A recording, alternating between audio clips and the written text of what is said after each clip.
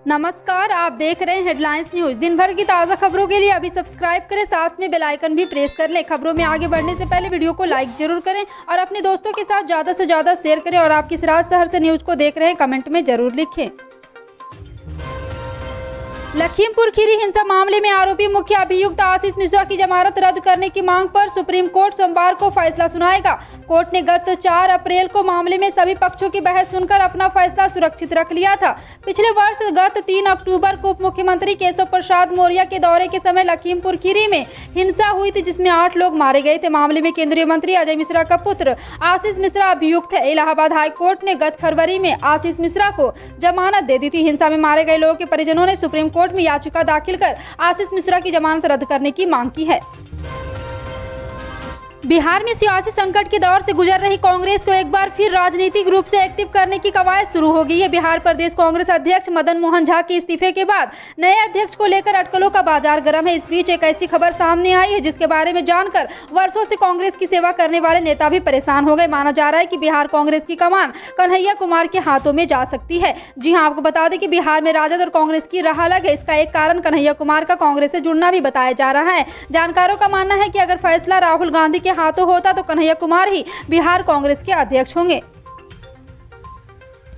दिल्ली के जहांगीरपुर और देश के दूसरे हिस्सों में रामनवमी और हनुमान जयंती के मौके पर शोभा यात्रा के दौरान हिंसक झड़प होने के बाद बिहार सरकार भी सतर्क हो गई है। इसको लेकर राज्य के मुख्यमंत्री नीतीश कुमार ने कहा है कि ऐसे मामलों को लेकर बिहार में पूरी तरह सतर्कता बरती जा रही है और सही तरीके से जांच हो रही है। उन्होंने दिल्ली के जहांगीरपुरी में हुई घटना को लेकर कहा है कि बिहार में अभी स्थिति बहुत अच्छी है। हनुमान जयंती के मौके पर शनिवार को शाम के करीब 4 बजे दिल्ली की जहांगीरपुरी में शोभा यात्रा निकाल रही थी। यात्रा जैसे ही कुशल चौक पर पहुंची, किसी बात को लेकर कहा सुनी होने के बाद 2 पक्ष आमने सामने हो गए। थोड़ी देर बाद कहा सुनी बवालें बदल गई। इसके बाद हिंसा भी फैल गई। दोनों तरफ से पत्थरबाजी शुरू हो गई। सार्वजनिक संपत्ति के साथ साथ तोड़फोड़ की गई और गाड़ियों में आग लगा दी गई। पंजाब में सत्ता हासिल करने के बाद आम आदमी पार्टी ने हरियाणा में पैर जमाना शुरू कर दिया है। दूसरे दल के नेताओं को जोड़ने का सिलसिला जारी है। इसके साथ ही आपका फोकस समाज के अलग अलग क्षेत्रों में काम कर लोगों को अपने साथ जोड़ने का भी है। इसी कड़ी में गुरुग्राम के समाजसेवी विनोद नंबरदार को आप में शामिल करा लिया गया है। गुरुग्राम के समाजसेवी विनोद नंबरदार ने रविवार को आम आदमी पार्टी का दामन थाम लिया। पार्टी के हरियाणा राज्य के प्रभारी सुशील गुप्ता, हरियाणा सह प्रभारी महेंद्र चौधरी और अशोक तंवर ने विनोद नंबरदार को पार्टी की सदस्यता दिलाई। इससे पहले हरियाणा कांग्रेस के अध्यक्ष रहे अशोक तंवर भी आप में शामिल हुए थे।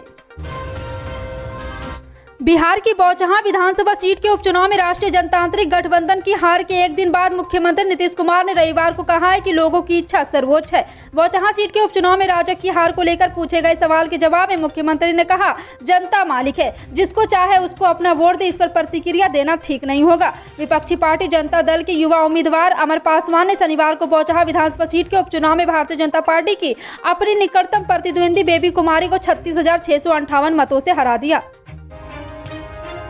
काशी हिंदू विश्वविद्यालय ने बीते दिनों एक बड़ी खबर सामने आई है। जी हां, आपको बता दें कि विदेशी छात्रों के लिए फेलोशिप प्रोग्राम के तहत 6,000 रुपये प्रतिमाह देने का ऐलान कर दिया है। लेकिन ऐसा नहीं कि बीएचयू केवल विदेशी छात्रों पर ही मेहरबान है। स्थानीय छात्रों के लिए भी बीएचयू संवेदनशील है। पूर्वांचल और बिहार से बड़ी संख्या में गरीब तबके के छात्रों के लिए विश्वविद्यालय ने एक लोन की स्कीम लॉन्च की है, जिसके तहत गरीब और मेधावी छात्रों को विश्वविद्यालय 60,000 रुपये तक का लोन देगा। जी हाँ, आपको बता दें कि अलग अलग रूप में यह देगा और सबसे बड़ी बात यह है कि लोन किसी भी तरह के इंटरेस्ट के बगैर होगा। साथ ही इसके लिए किसी भी गारंटर की जरूरत नहीं होगी। इतना ही नहीं, छात्र को ये लोन तब वापस करना है जब छात्र अपनी पढ़ाई पूरी करके नौकरी करने लगे। बीएचयू के dean student welfare prof Kailash Chandra Pratap Singh ने बताया कि इस बार से विश्वविद्यालय ने बीएचयू परिसर में पढ़ने वाले गरीब और मेधावी छात्रों के लिए स्कीम शुरू की है।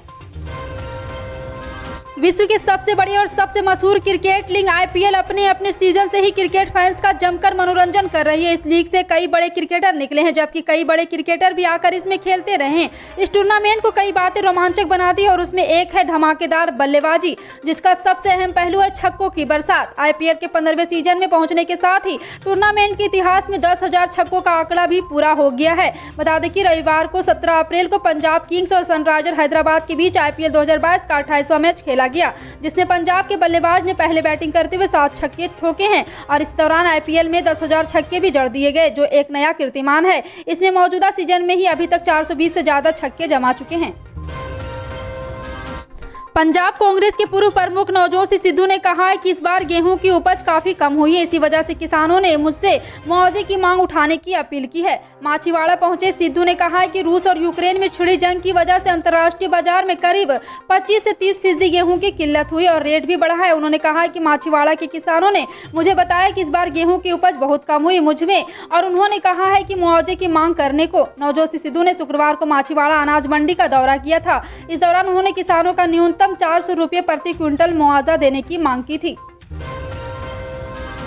ओडिशा में एमएसपी पर किसानों से रबी मौसम में उपजाए जाने वाले धान की खरीद शुरू हो गई। सरकारी दर पर धान बेचने के लिए इस बार राज्य के कुल 2,57,956 किसानों ने ऑनलाइन रजिस्ट्रेशन कराया है। इस बार सरकारी दर पर अधिक किसान धान बेचने के लिए इच्छुक है, क्योंकि वर्ष 2021 की तुलना में वर्ष 2022 में रबी सीजन में धान बेचने के लिए अपना नाम दर्ज कराने वालों किसानों की संख्या में 11% की बढ़ोतरी हुई है। गौरतलब है कि 2021 में एमएसपी पर रबी सीजन में धान बेचने के लिए कुल 2.33 लाख किसानों ने अपना नाम दर्ज कराया था। हालांकि अब तक किसानों की अंतिम सूची तैयार नहीं की गई है। आपने वो कहावत तो जरूर सुनी होगी कि कुछ चीजें कुदरती होती है। ये कहावत मध्य प्रदेश के रीवा जिले में रहने वाले यशस्वी मिश्रा के ऊपर एकदम सटीक बैठती है, क्योंकि इस बच्चे ने महज 3 मिनट में 26 देशों का नाम राष्ट्रध्वज को पहचान कर एक नया रिकॉर्ड बनाया है। यह बच्चा सबसे कम उम्र का पहला और दुनिया का दूसरा गूगल बॉय बन गया है। अपने इस कारनामा के जरिए यशस्वी ने लंदन की वर्ल्ड बुक ऑफ रिकॉर्ड में अपना नाम दर्ज करा दिया है। इस बच्चे की मेमोरी पावर इतनी शार्प है कि जिस चीज को एक बार देख सुन लेता है उसे भूलता नहीं है। आप कह सकते हैं इस बच्चे का दिमाग गूगल की तरह है। रीवा जिले का रहने वाला ये बच्चा अभी ठीक से बोल तक नहीं सकता, लेकिन अपनी प्रतिभा के कारण वह सबसे कम उम्र में वर्ल्ड रिकॉर्ड बनाने में दुनिया का पहला बच्चा बन गया है। यशस्वी मिश्रा ने 2 महीने पहले आयोजित London world book of record में जो कारनामा हैरान कर देने वाला था, इंटरव्यू में यशस्वी 26 देशों के झंडे पहचान लिए और उनकी राजधानी भी बताई है।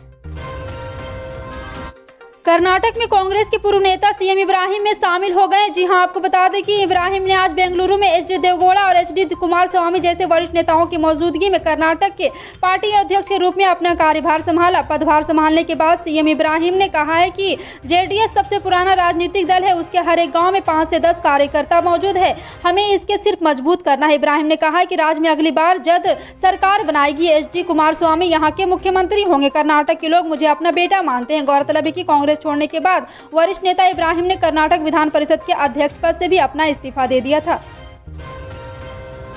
आसनसोल लोकसभा, बालीगंज विधानसभा उपचुनाव, नगरपालिका चुनाव में बीजेपी उम्मीदवार की पराजय के बाद बंगाल पार्टी में तकरार मची हुई है। मुर्शिदाबाद से बीजेपी के उम्मीदवार गौरीशंकर घोष ने पार्टी के राज्य कमेटी के सदस्य सहित सभी पदों से इस्तीफा देने के बाद अब बीजेपी राज्य कमेटी के सदस्य देवाशीष मित्र सहित नदिया जिला समिति के 3 महासचिव सहित नदिया जिला कमेटी के अन्य सदस्यों ने इस्तीफा दे दिया है। बंगाल बीजेपी के अध्यक्ष सुकांत मजुमदार को एक पत्र भेजकर अपना इस्तीफा दिया। इस बीच बीजेपी के नेता अनुपम हाजरा ने एक के बाद एक नेताओं के इस्तीफे को लेकर सवाल खड़ा किया है। इस बीच बंगाल के उपचुनाव में पराजय को लेकर केंद्रीय नेतृत्व ने बंगाल बीजेपी से रिपोर्ट तलब किया है। बंगाल बीजेपी के संगठन महामंत्री अमिताभ चक्रवर्ती को दिल्ली तलब किया गया है।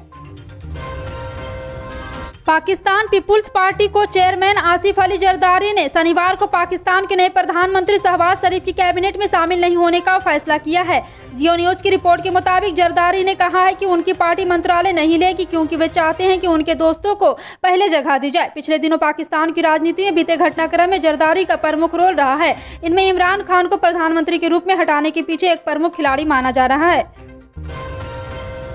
पेट्रोलियम मंत्रालय ने घरेलू क्षेत्र शहर गैस वितरण क्षेत्र के लिए प्राकृतिक गैस का नया आवंटन बंद कर दिया है। सूत्रों ने यह जानकारी दी है। पेट्रोलियम मंत्रालय की इस कदम से क्षेत्र में 2 लाख करोड़ रुपए के नियोजित निवेशक की व्यवहार्यता को लेकर अंदेशा पैदा हो गया और साथ ही सीएनजी और पीएनजी में आपूर्ति की जाने वाली के दाम स्तर पर पहुंच गए। केंद्रीय मंत्रिमंडल के शहरी गैस वितरण क्षेत्र के बिना कटौती के प्राथमिकता के आधार पर 100% गैस आपूर्ति के निर्णय के बावजूद क्षेत्र को आपूर्ति मार्च 2021 की मांग के स्तर के आधार पर की जा रही है। इस मामले की जानकारी रखने वाले 3 सूत्रों ने कहा है कि मंत्रालय ने ऐसा नहीं किया है और पिछले 1 साल से अधिक से गैस का कोई आवंटन नहीं किया गया।